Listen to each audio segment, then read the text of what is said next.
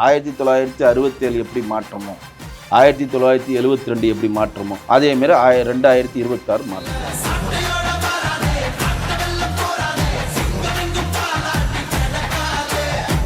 12 15 லட்சம் சொல்கிறோம் பாருங்கள். ஃபர்ஸ்ட் டைம் ஓட்டர்ஸ் அந்த 18 வயசு அந்த ஓட் ஷேர் கண்டிப்பாக விஜய்க்கு விடும்.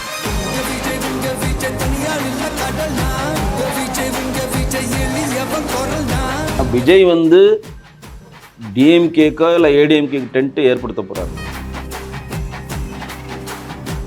நிறைய பேர் ஜெயிப்பாங்கன்னு சொல்லி வச்சு நீங்கள் போய் விஸ்வரூப தரிசனம் பாருங்கள், பாபாட்ட வேண்டிட்டு வாங்க, நீங்கள் போய் இயேசுகிட்ட மண்டிக்கிடுங்க, வேளாங்கண்ணிக்கு போங்க, இது எல்லாம் பண்ணிங்கன்னா உங்களுக்கு ஜெயிக்க வச்சிருவாருன்னு யாரோ ஒரு உள்மனதில் போய் சந்திரமுகியாக சொல்லியிருக்காங்க. அது அவர் செய்கிறாரு.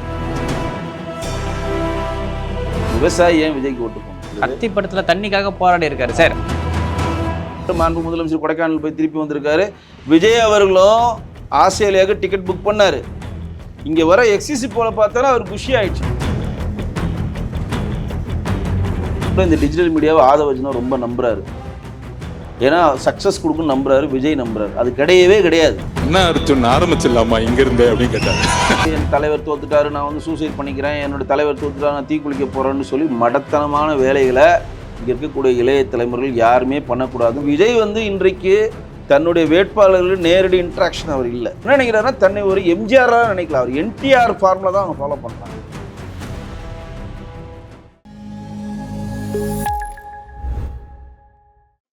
நமக்கு ஆரோக்கியம் தரும் விஷயம் எல்லாமே சுத்தமாக தான் இருக்கணும். Lion Arabian dates. இப்போ அது லயனா பிரீமியம் டேட்ஸ். நாதஸ்நேலுக்கு வணக்கம். அரசியல் பல பரபரப்பான கட்டங்களை நோக்கி நகர்ந்து கொண்டு இருக்கிறது. அது குறித்து விவாதிக்க பாஜகவின் கலை மற்றும் கலாச்சார பிரிவு மாநில செயலாளர் திரு வெங்கடேஷன் அவர்கள் நம்மோடு இணைந்திருக்கார். வணக்கம் சார். வணக்கம் சார். ஒருவேளை தேர்தலில் தோற்கும் பட்சத்தில் விஜயோடைய கேண்டிடேட்டோட நிலைமைகள் என்ன ஆகும் அப்படின்னு ஒரு கேள்வி இருக்குல்ல. பல இடங்களில் பல பேர் ரொம்ப சொத்துலாம் வித்துலாம் வேலை பார்த்துருக்காங்க. நம்ம செய்திகளாம் பார்க்க முடியுது. இல்லை, நம்ம இந்த நிகழ்ச்சியின் வாயிலாக விஜயோடைய வேட்பாளர்களுக்கும் விஜயோடைய ரசிகர்களுக்கும் விஜய் குடும்பத்தாருக்கும் விஜயை ரசிக்கிற குடும்பத்தாருக்கும் ஒரு வேண்டுகோளை வைக்கிறோம். தேர்தலில் வெற்றி தோல்வின்றது ரொம்ப ரொம்ப சர்வசாதாரணம், சகஜம். மாண்புமிகு பாரத பிரதமர் சொல்கிற மாதிரி எந்த இடத்துலையும் வெற்றி தோல்வின்னு கிடையாது. வெற்றி எதிர்காலத்தில் வெற்றி பெறப்போவீர்கள்.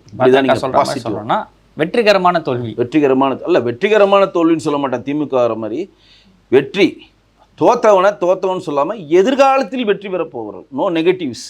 அப்போனா உனக்கு இந்த டைம் காலம் கழியல, வேறு டைம் காலம் கழியும் அப்படின்றது தான் அதோடைய பொருள். அதை உள்ளே வச்சுக்கிட்டு என் தலைவர் தோத்துட்டாரு, நான் சூசைட் பண்ணிக்கிறேன், என்னோட தலைவர் தோத்துட்டாரு, நான் தீக்குளிக்க போகிறேன்னு சொல்லி மடத்தனமான வேலைகளை இங்கே இருக்கக்கூடிய இளைய தலைமுறைகள் யாருமே பண்ணக்கூடாதுன்னு நான் சொல்லலை. ஓய்வு பெற்ற நீதியரசர் கிருபாகரன் வேண்டுகோளாக எடுத்திருக்காரு. நாமளும் குழந்தைகள் நல வாரியமும் குழந்தைகள் நல வாரியமும் அதுக்கு அவேர்னஸ். நான் இங்கே இருக்கக்கூடிய குழந்தைகள் நல வாரியத்துக்கு நிகழ்ச்சி மேலாக ஒரு கோரிக்கை வைக்கிறேன்.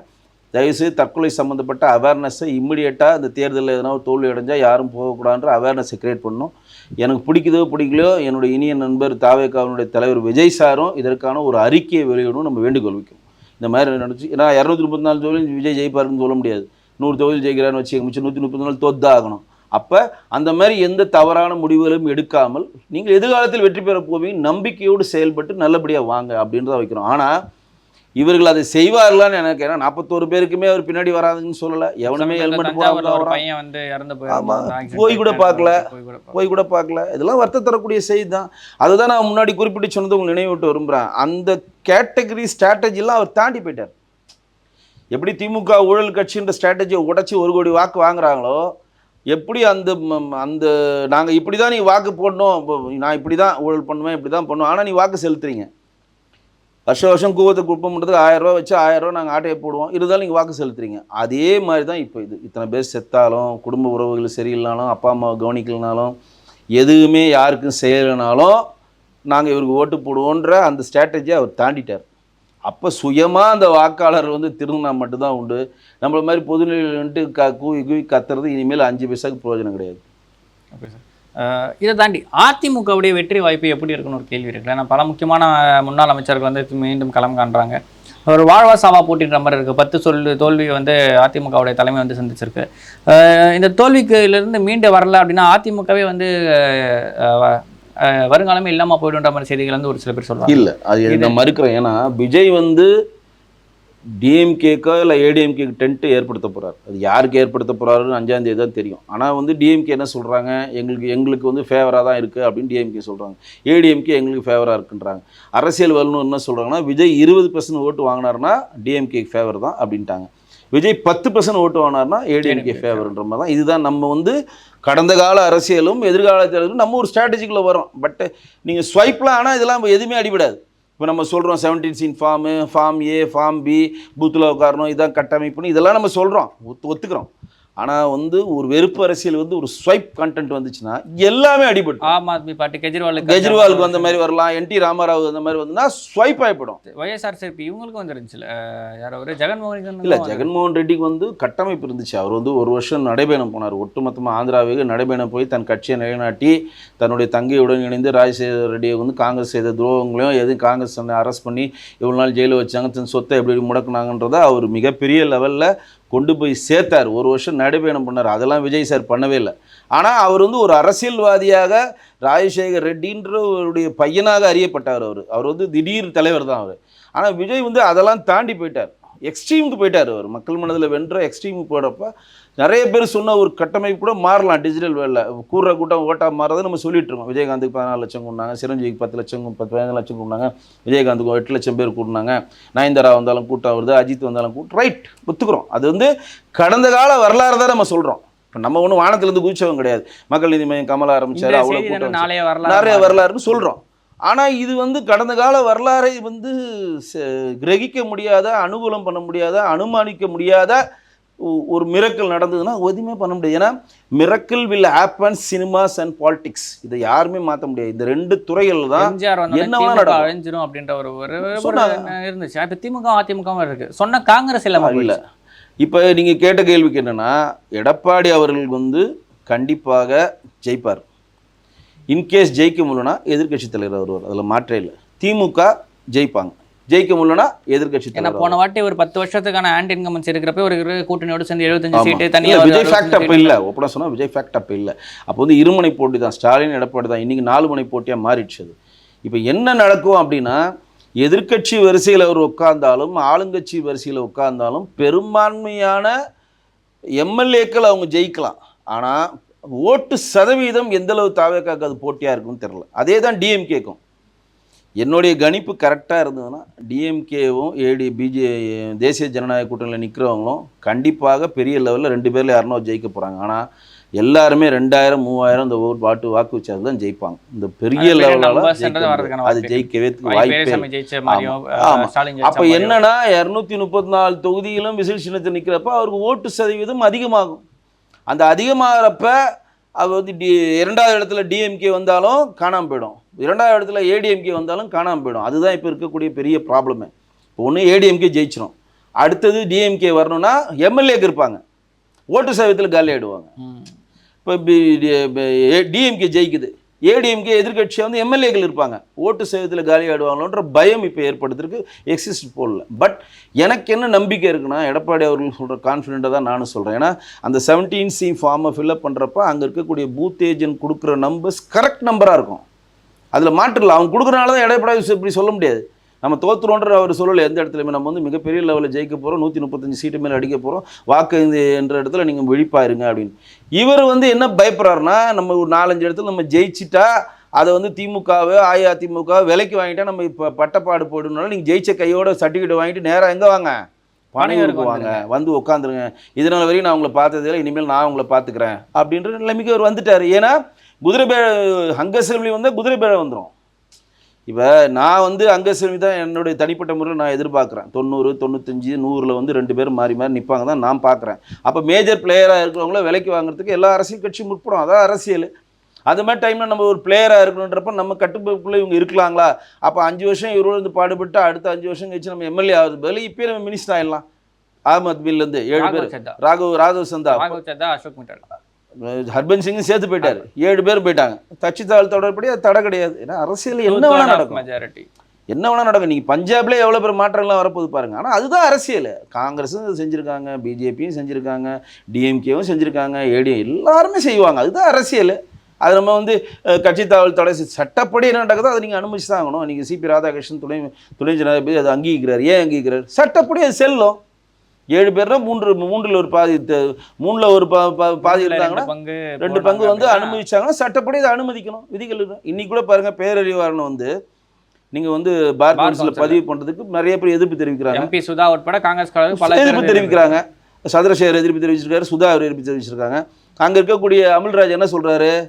விதிகள் படி 2 வருஷம் தான், 2 வருஷம் அவங்க தண்டனை பெற்று அனுபவிச்சுட்டு வந்தாங்கன்னா அவங்க சேர்த்துக்கலாம். இப்போ சசிகலா அவர்கள் வந்து ஊழல் வழக்கில் ஜெயிலுக்கு போனாங்க. விதிகள் படி 6 வருஷம் நிற்க முடியாது. 6 வருஷம் கழிச்சு அவங்க நிற்கலாம். சட்டம் அனுமதிக்குது. அப்புறமா அவங்களால நிற்க முடியும். சட்டம் அனுமதிக்குதுங்க. அதே தாங்க இதுவும் சட்டம் அனுமதிக்குது. ஆம் ஆத்மியிலும் துரோகம் செஞ்சிருப்பேன், அதெல்லாம் அடுத்த கதை. சட்டம் வந்து 2/3 2% 3% 2 பேர் வந்து அனுமதி பெற்றாங்கன்னா நேரடியாக உள்ளே வரலாம். இதுதான் இங்கே புரிஞ்சுக்கணும்.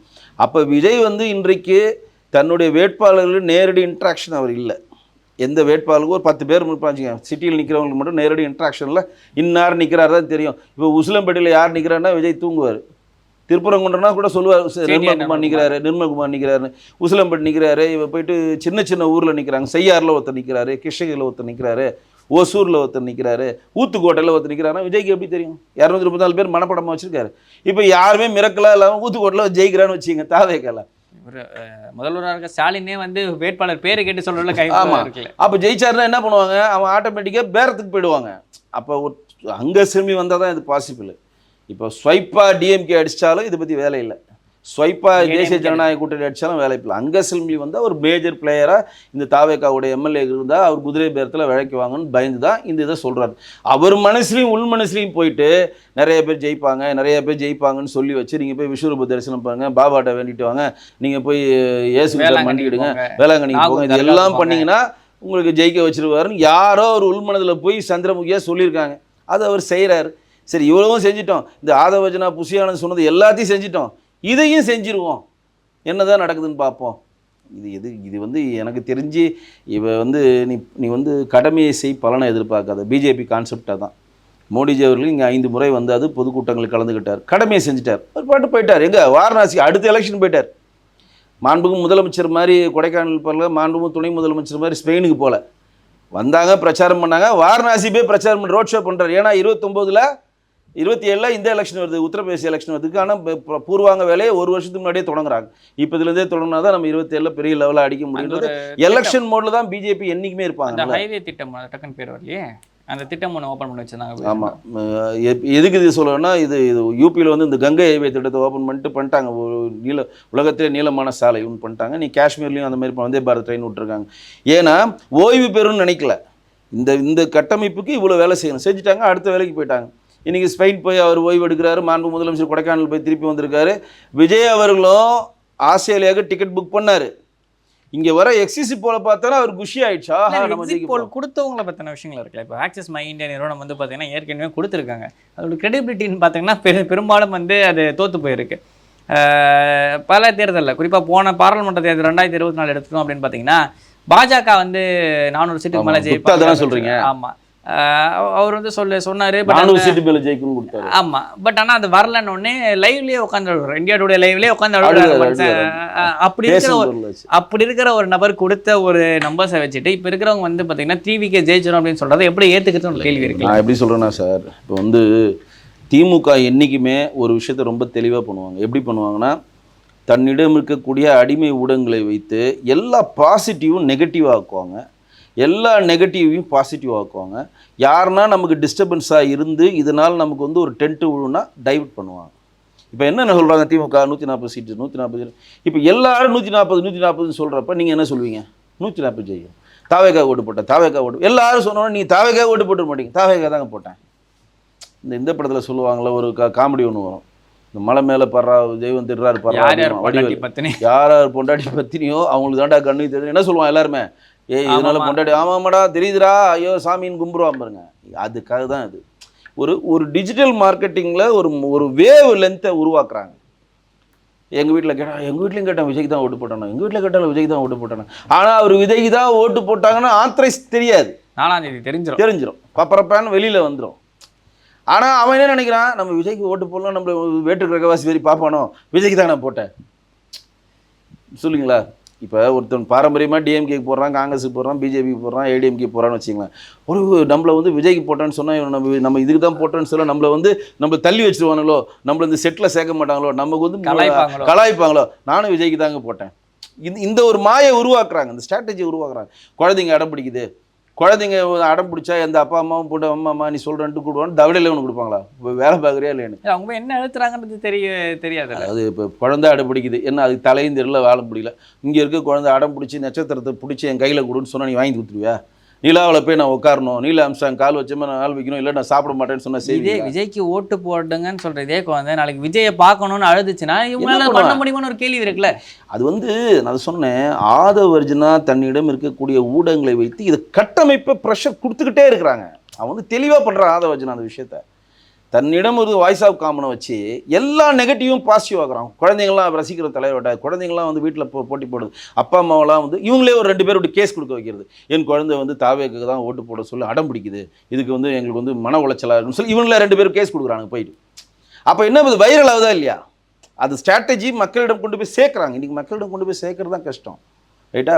ஆனால் இதை இப்போ பாரம்பரியமாக நீங்கள் திமுக போட்டுருக்கீங்க, உங்கள் பொண்ணு வந்து உட்காந்து அடம் பிடிக்கிறனால நீங்கள் போயிட்டு பொண்ணே நான் பாரு பட்டன் அழுத்தி பட்டமா அப்படின்னு சொல்லுவீங்களா? கண்டிப்பாக விஜய்க்கு ஓட்டே போடாத வீட்டில் சொல்லுவோம். ஏன்னா நமக்கு வந்து சுய சிந்தனை இருக்கும். கண்டிப்பாக 20 லட்சம் பேர் எக்ஸ்ட்ரஸ் ஓட்டர்ஸ் வந்திருக்கான், 4 லட்சம் பேர் 24 லட்சம் பேர் வந்திருக்கான், 20 லட்சம் பேர் கிராஜுவல் ஹைப்பு, 4 லட்சம் பேர் எக்ஸ்ட்ரா வந்திருக்கான். அந்த 12லேருந்து 15 லட்சம் சொல்கிறோம் பாருங்கள், ஃபஸ்ட் டைம் ஓட்டர்ஸ் அந்த 18 வயசு, அந்த ஓட் ஷேர் கண்டிப்பாக விஜய்க்கு விடும், மாற்றே இல்லை, அதை நான் ஒத்துக்கிறேன். ஃபஸ்ட் டைம் ஓட்டர்ஸில் 99.9% அவர் தான் போடுவோம். படித்தவர்களும் போடுறான், படித்த தற்குறியும் போடுறான், படிக்காத தற்குறியும் போடுறான், அதையும் சொல்கிறேன். நான் இன்ஜினியர், ஒன்றுமே இல்லை, கட்டமைப்பே புரியல, அதெல்லாம் விட்டுருங்க. விஜய் சார் எனக்கு ரொம்ப பிடிக்குங்க, நான் அவருக்கு தாங்க போடுவேன். ஒரு ஓட்டுனால என்ன ஆயிடுது? நான் ஒரு ஓட்டு என்ன ஆயிடுது? இந்த ஒரு மலேசியாவில் ஒரு பைத்தியம் கட்டுற பாரு, விஜய் கத்துப்பாரு ஒரு லூஸு பார்த்துருக்கீங்களா? மலேசியா தற்குறி அதை வைரல் ஆக்கிட்டே இருக்கான். ஏன் வைரல் ஆக்குறான் ஆதவர்ஜுனா? இந்த மாதிரி வெறித்தனமான ரசிகர்கள் விஜய்க்கு இருக்கிறாங்க. இல்லை, ஆதரவான பதிவுகள், சோசியல் மீடியா பதிவுகள் பாதி வந்து இலங்கையிலேருந்து வருது அப்படின்னு சொல்கிறாங்க, பாதி கேரளாலேருந்து வருதுன்றாங்க. யார் தானே அவர் வந்து எல்லா இதுலேயும் ஆள் வச்சுருக்காங்க. ஏன்னா ஐபேக்லேயே ஊர்னவங்க, அவன் வேலையே டிஜிட்டல் மார்க்கெட்டிங் தான், கிரவுண்ட் ஒர்க் கிடையாதுங்க. டிஜிட்டல் மார்க்கெட்டிங்லாம் பண்ணலான்னு சொல்கிறாங்க. அப்போ ஒரு விஷயத்தை புரிஞ்சுக்கிறதுனா, உங்கள் நெகட்டிவ் எல்லாம் பாசிட்டிவ் ஆக்கி உங்களை எல்லாரையும் ஒரு மைமரைஸ் பண்ணுறாங்க. விஜய் எங்கள் விஜய்க்கு தான் ஓட்டு போட்டேன், விஜய்க்கு ஓட்டு போட்டேன். ஆனால் இது எல்லாம் வந்து டிஜிட்டலான மைமரைஸ் தான், கிரவுண்டு உள்ள அது இருக்குமான்னு எனக்கு தெரியாது. இல்லை, இந்த இடத்துல டிஜிட்டல்லேருந்து தள்ளி டிஜிட்டல் பற்றி தெரியாமல் இன்னும் நார்மல் 2G ஃபோன் யூஸ் பண்ணுறவன் 3G ஃபோன் யூஸ் பண்ணுறோம், அது ஒரு மெஜாரிட்டி செக்டர் இருக்குல்ல. நான் சொல்லிட்டேன், அது கூட ஒரு காணொலியில் சொன்னேன். தமிழ்நாட்டில் கிட்டத்தட்ட 5.25 லட்சம் வாக்காளர்கள் இருக்கிறாங்க, 5.25 லட்சம் கோடி வாக்காளர் இருக்கிறாங்க. இந்த 5.25 லட்சம் கோடி வாக்காளர் எல்லாத்தையும் 5.25 லட்சம் கோடி 5.25 கோடி. அப்போ 5.25 கோடி வாக்காளரில் இப்போ 90%, 85%, 0.1% போலாயிடுச்சு, 85% வச்சுங்க போலாயிடுச்சு. இந்த 85% ஆட்கள்கிட்டையுமே ஆண்ட்ராய்டு ஃபோன் இருக்குமா அப்படின்றது ஒரு கேள்வி. 1 அந்த ஆண்ட்ராய்டு ஃபோன் இருக்கிறவன்ட்டு டேட்டா இருக்குமா அப்படின்றது ஒரு கேள்வி. 3வது, அவன் ரெகுலராக அந்த ஃபோனை வந்து டேட்டா பார்த்து யூஸ் பண்ணிக்கிட்டே இருப்பானா அப்படின்ற ஒரு கேள்வி. இப்போ நமக்கு வந்து பிரிண்ட் மீடியாவிலையும் சேட்டலைட் மீடியாவிலும் ஓடிடி பிளாட்ஃபார்ம்லேருந்து நம்ம மாறி டிஜிட்டல் மீடியான்ற ஃபோனுக்குள்ளே நம்ம வந்துட்டோம் சில டேட்டாஸ் பார்க்கறதுக்கு. இப்போ ஒருத்தன் மளிகை கடையில் வேலை செய்வான், மளிகை கடை ஓனராக இருக்கான், அவன் 24/7 பார்க்க முடியாது. அவன் மளிகைலாம் ஃப்ரீக்வெண்ட்டாக வேலை வந்துக்கிட்டே இருக்கும். மளிகையில் ஒருத்தர் நிற்கிற ஒரு ஓனரு இப்போ உட்காந்து டேட்டா நோண்டிட்டு போனால் பால் எடுத்து கொடுக்குறான், கணக்கு இதேமாதிரி ஒரே மாதிரி டிரைவர் ஓட்டுறான் வண்டி, 24/7 வந்து செல் பார்த்துட்டு வண்டி ஓட்டுவார் அவர். அப்போ இது இருக்குமான்னு ஒரு டவுட்டு, ப்ளஸ் அதை அவங்க பார்ப்பாங்களான்னு ஒரு டவுட்டு, அதை பார்த்தாலும் அவங்க கன்வின்ஸ் ஆவாங்களான்னு ஒன்று இருக்குல்ல. அப்படி கன்வின்ஸ் ஆகுறாங்கன்னா கூட போன தேர்தல் அண்ணாமலையும் அதுக்கு முன்னாடி தேர்தல் சீமானும் ஜெயிச்சிருக்கலாம். ஆக முடியாதுங்க, கன்வின்ஸ் ஆக முடியாதுங்க. டிஜிட்டல் மீடியா ஒரு மாயங்க. இன்றைக்கி சொல்கிற இந்த டிஜிட்டல் மீடியாவை ஆதவர்ஜுனா ரொம்ப நம்புறாரு. ஏன்னா சக்ஸஸ் கொடுக்குன்னு நம்புறாரு, விஜய் நம்புறாரு. அது கிடையவே கிடையாது. ஒரு விவசாயி தான் வந்து இந்த ஓட்டை செலுத்தினா தனக்கு நன்மை பயக்கும் மைண்ட் செட்டப் ஏறினா தான் அவன் ஓட்டு. யார் ஃப்ரீ கரண்ட் கொடுக்குறா, யார் தண்ணி இது பண்ணுவாங்க, பண்ணுவான். ரெண்டாவது என்னன்னு சொல்றீங்க, திமுகவுக்கும் அதிமுகவுக்கும் தன்னுடைய ஓட் ஷேரில் 1% கூட ஏன் குறையாதுன்னு தீர்க்கமாக நம்புறேன்னா, அவன்லாம் பயனாளிங்க. இன்னைக்கு வந்து நல்லதோ கெட்டதோ 1000 ரூபா போடுறாருன்ற வாங்கிட்டான் அவன் காசை. எடப்பாடி 10,000 ரூபா தரான் நம்புறான். எடப்பாடி 10,000 நம்ம ஜெயிச்சு வந்தா 10,000 நம்ம அக்கௌண்ட்டுக்கு வரும், அந்த 10,000 ஓட்டை போடு, அந்த கன்வென்ஸ்ல இருக்கான். ஸ்கூட்டிக்கு மானியம் தரல ஏற்கனவே பயனாளி இருக்கான், இந்த பயனை அனுபவிக்கிறான். தாலிக்கு தங்கம், நம்ம எடப்பாடி ஜெயிச்சாரு நமக்கு 1.25 லட்சத்தில் நமக்கு ஒரு தாலிக்கு தங்கம் கிடைக்கும், நம்ம சொல்லியிருக்காரு. இந்த கான்செப்ட் புரியுதா? அப்ப திமுகவுக்கும் பயனாளிகள் ஓட்டு இருக்கு, அஇஅதிமுகவுக்கும் பயனாளி ஓட்டு இருக்கு, பிஜேபிக்கும் பயனாளி ஓட்டு இருக்கு. முத்ரா லோனு, உஜ்வாலா திட்டம், ஆவாஸ் யோஜனா, கரீப் கல்யாண யோஜனா திட்டம், விஸ்வகர்மா திட்டம் வாங்கி கொடுத்து அதிமுக காரணம் திமுக காரணம் இருக்கும்ல, திட்டமா அதற்கா இருக்கும்ல. மோடிக்குன்னு ஒரு ஓட்டு இருக்குல்லங்க, எவ்வளோ பேர் இருந்தாலும் நான் மோடிக்காக தான் வந்தேன் அப்படின்னு சொல்ற மாதிரி ஓட்டு இருக்குல்ல. இந்த 3 கட்டமைப்பை மீறி தான் விஜய்க்கு ஓட்டு இருக்கணும். ஒன்று எடப்பாடி பழனிசாமிக்கான இந்த திட்டங்களுக்கான ஓட்டு, முக ஸ்டாலின் அவர்கள் திட்டங்களுக்கான ஓட்டு, மோடி அவர்கள் திட்டக்கான பயனாளி திட்டங்களுக்கான ஓட்டை மீறி தான் விஜய்க்கு ஓட்டு செலுத்தணும். அப்போ யார் அந்த ஓட்டை செலுத்துவாங்கன்னா இந்த பயனை பெறாதவர்கள் தான் செலுத்துவாங்க. இந்த பயன் எனக்கு வேணாங்க போடு, எனக்கு ஒரு மாற்றம் வேணுங்க, எப்போ பார்த்தாலும் டிஎம்கே போட்டேன் ஏடிஎம்கே போட்டேன் போடு. அப்போ அது செக்டார் ரொம்ப குறைவாக இருக்கும். அந்த செக்டார் யாருன்னா இளைய தலைமுறை. ஏன்னா இளைய தலைமுறைக்கு கரண்ட் பில் எவ்வளோ கட்டுறன்னு தெரியாது, வீட்டில் சாதம் இருக்கான்னு தெரியாது, பெட்ரோல் என்ன விலை வைக்குதுன்னு தெரியாது. அவன் என்ன இருப்பான், ஒரு லகான் கட்டின குதிரை மாதிரியே தாவேக்கா சீமான் சொன்ன மாதிரி எதுக்கே வந்தால் டிவிக்கு தானே வித்துட்டு போக வேண்டியதானே அப்படின்ற கதை தான் அது. அந்த லகானுக்குள்ளே விடுவான். இதில் நாம் தமிழர் கட்சியை நான் பாராட்டுவேன். ஏன்னா அரசியலுக்கான விழிப்புணர்வை சீமான் ஏற்படுத்துறாரு மக்கள்கிட்ட. ஒரு இயற்கைக்கான விழிப்புணர்வு ஏற்படுத்துறாரு. மண்ணை தின்றானுங்க, இதை தின்றானுங்க, நம்ம மரத்தை அழிக்கிறானுங்க, தொழிற்சாலை விஷயத்தை பண்றாங்க, நம்மளை முட்டாளாக்குறாங்க, பெரியார் என்னென்ன பண்ணாரு, நம்ம ஒரே ஒரு பிம்பத்தை வச்சு திராவிடன் மாடல் ஏமாத்துறாங்கன்றது ஓட்டு வருதோ இல்லையோ ஒரு விழிப்புணர்வை கொடுக்குறாரு. அவரும் அனைத்து மதத்தினரும் அனைத்து ஜாதியினருக்கான முரண்படுறதுனால ஃபெயிலியர் ஆகிறார். இப்போ தெலுங்காரன் பேசுகிறோன்னா அவன் தெலுங்காரன், அருந்ததி சமுதாயத்தை சேர்ந்தவன் தெலுங்கு, அவன் வாழலாம், இங்கே ஆளக்கூடாது அப்படின்னு சொல்கிற மாட்டிக்கிறார்.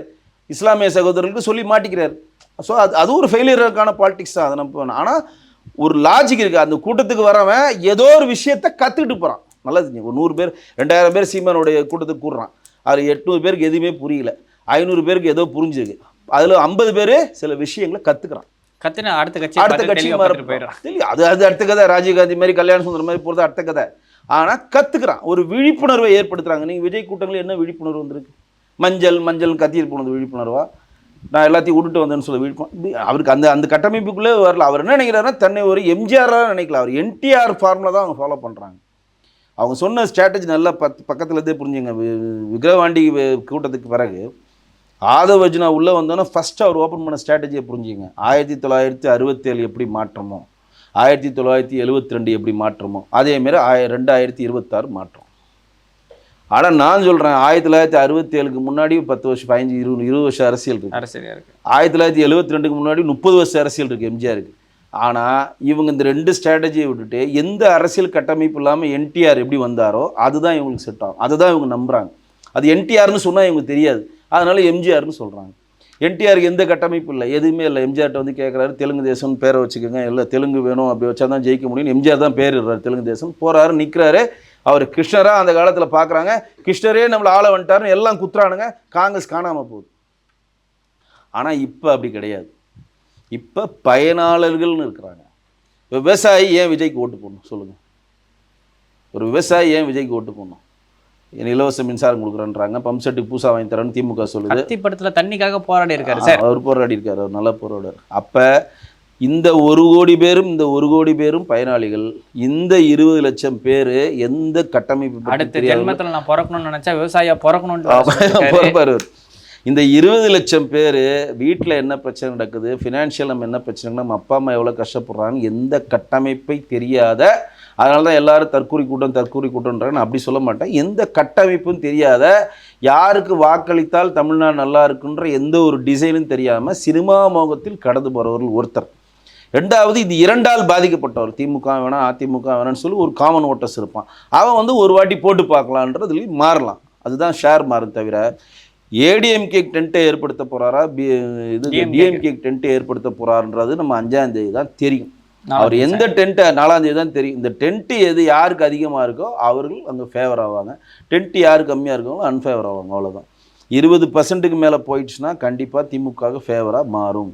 10லேருந்து 12%க்குள்ளே தாவேக்கா வாங்குச்சுன்னா ஏடிஎம்கே மிகப்பெரிய லெவலில் ஆட்சி அமைக்கும். இது நம்ம பார்க்குற அரசியலில் நமக்கு தெரிஞ்ச அரசியலில் சொல்கிறோம். ஆனால் இது என்டிஆருக்கு மாதிரி ஸ்வைப் ஆகலாம். மக்கள் தீர்ப்பு ஏற்று தான் ஆகலாம்.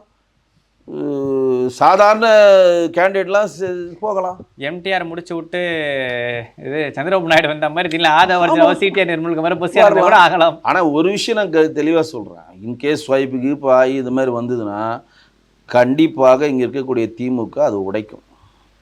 அதுதாங்க அரசியல், சும்மாலாம் ஒட்டுற மாட்டானுங்க அவனுங்க. அதிமுகவும் உடைக்கும். அதிமுக ஆதவஜனாவே கூப்பிட்டு நீ தான் சிஎம், இவ்வளோ பெரிய கூப்பிட்டு வா, நாங்கள் கொஞ்சம் எம்எல்ஏ வைக்கிறோம், நீ சிஎம், நாங்கள் டெப்டி சிஎம்மாக இருக்கிறோம். இன்னும் ஏக்நாத் சிண்டே தான். என்ன வேணால் நடக்கும். Miracle will happen. பார்ப்போம். ஓகே சார், இவ்வளோ நாள் உங்களோட பொன்னார் நேரத்தை எங்களோட பகிர்ந்துக்கு நன்றி. தேங்க்யூ. நன்றி.